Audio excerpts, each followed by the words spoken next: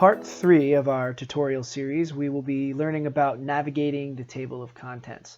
That's the whole gray section on the left side here. This image at the top is our theme logo, then the theme name next to that.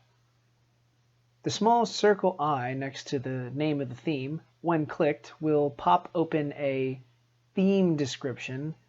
This can tell you more about the current map and its objective. This larger section contains every layer of data that can be shown on the map for this theme and relevant information. Turn on or off any layer by simply clicking the checkbox to the left. Open or close the description and legend with the caret to the layer's right. Nearly all layers have a description here, and most have a More button to show an expanded description or links to the source or metadata. The legend is straightforward. The colors represent values on the map, and that's outlined here.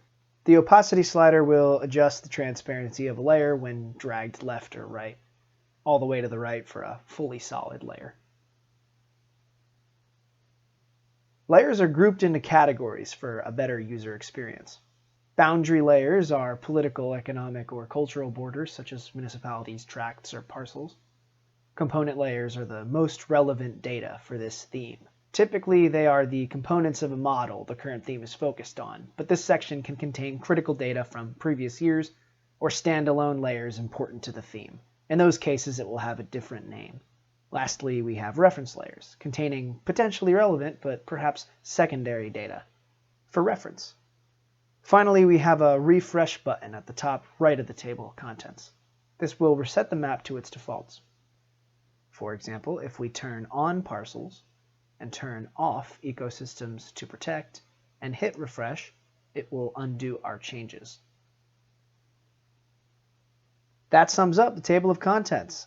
I hope this was helpful, and as always, don't hesitate to contact us for any further support.